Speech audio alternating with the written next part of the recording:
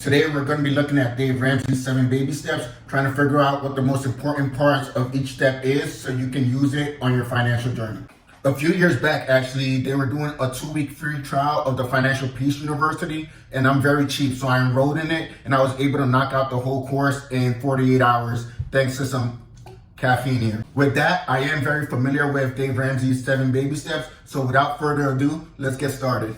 Baby step 1 is save $1,000 for your starter emergency fund. Now, something to keep in mind is that these 7 baby steps are for someone with zero financial literacy. So you're basically starting from point blank, no knowledge, no anything, just going into the world and trying to figure things out for yourself. So this $1,000 isn't necessarily going to help you in the event of an actual catastrophic emergency. I think the purpose of this step is more to get you in a trained habit of saving money. So what's actually key to this baby step number 1 is creating a budget plan. A lot of people sadly live paycheck to paycheck and don't even realize it. And just to debunk this now, a majority of the time, it's not an income problem. A lot of high earners also live paycheck to paycheck. So I know he mentions it in the Financial Peace University, but just to reiterate, you want to make sure for baby step number 1, you actually have a budget so that whatever your expenses are each month does not exceed how much you make in income. Then you can save up that $1,000 for your emergency fund. All in all, $1,000 isn't really going to help solve any emergencies, but it's more to train you in order to get in the habit of saving money every month. The second baby step says to pay off all debt except for a mortgage using the snowball method. Now, that should give you guys a little bit of a breakdown. There's 2 main methods to pay off debt. One is called the snowball method, and the second is called the avalanche method. The snowball method is where you tackle your smallest debt first and then move on to your second greatest, third greatest, so on and so forth.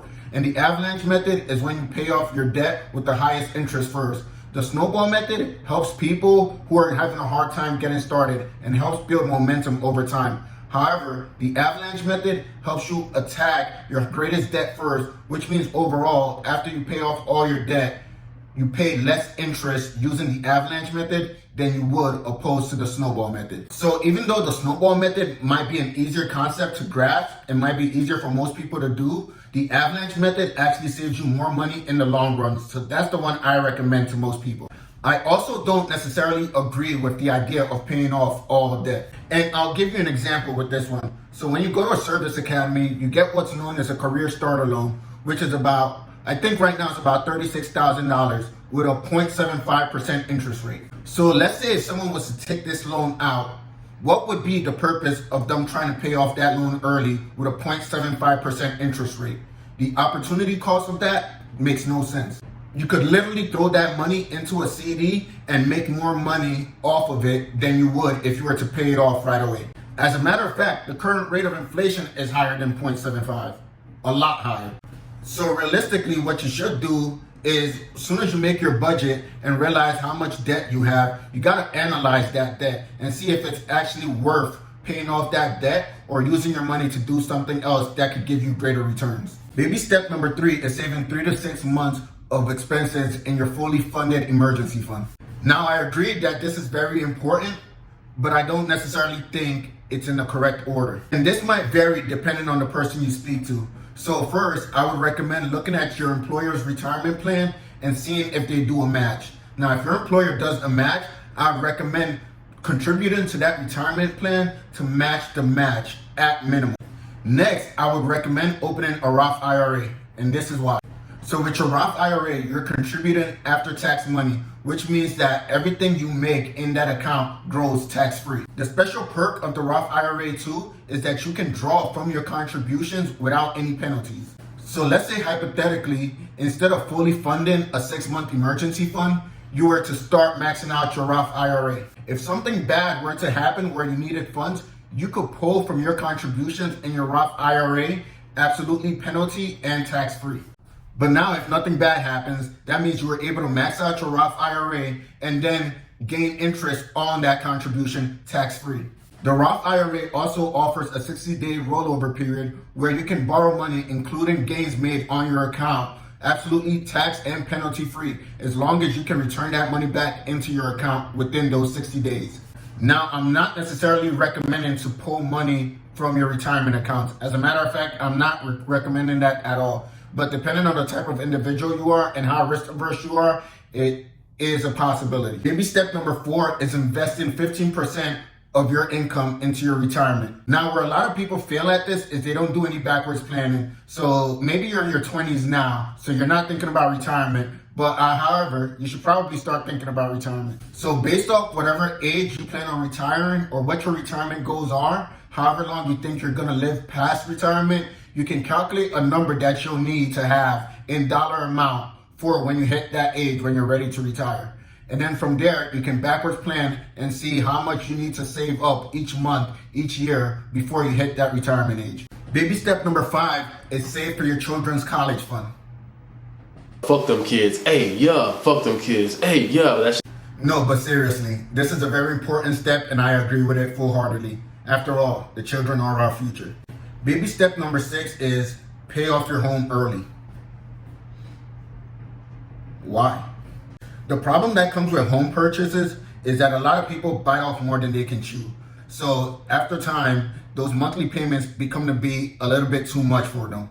So instead of paying off your home early, maybe you shouldn't be trying to compete with the Joneses when you purchased the home in the first place. And then you wouldn't have this problem to begin with. This also goes back to the whole idea of the opportunity cost, when you could be maxing out your retirement, doing other things that will bring you much more greater returns than paying off your home, especially if it's your forever home and you have a steady income coming in each month that can pay it off. And the final baby step number 7, is build wealth and give. Here's my 2 cents on the first part, build wealth. So when I ran track in high school, I had to study track and field, I had to study distance runners, you know. When I boxed in college, I had to study fighters. And if you want to be a good partner in a relationship, you got to study relationships and how those dynamics work. So in order to truly build wealth, you're not going to build wealth following these 7 baby steps.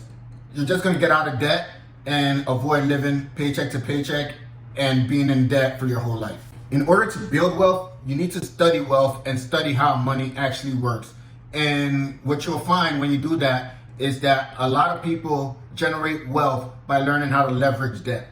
Thus, that would kind of go against all 7 of these principles. But if you decide you don't want to put in that time to study money and study wealth, then yes, these 7 principles are perfectly fine. And I think they're a good foundation and basis for anyone who just wants to be average at best. Now let's address the second half of baby step number 7, which is to give. Now I agree, giving the organizations, different charities that you're very adamant about is very important and something you should continue to do. And giving back to your community as well is very important in my opinion. However, this idea of giving can be dangerous when it comes to certain family members and certain friends. As the saying goes, if you teach a man how to fish, they'll be able to catch fish for the rest of their lives. Yet, if you catch a fish for a man, they'll rely on you every single time.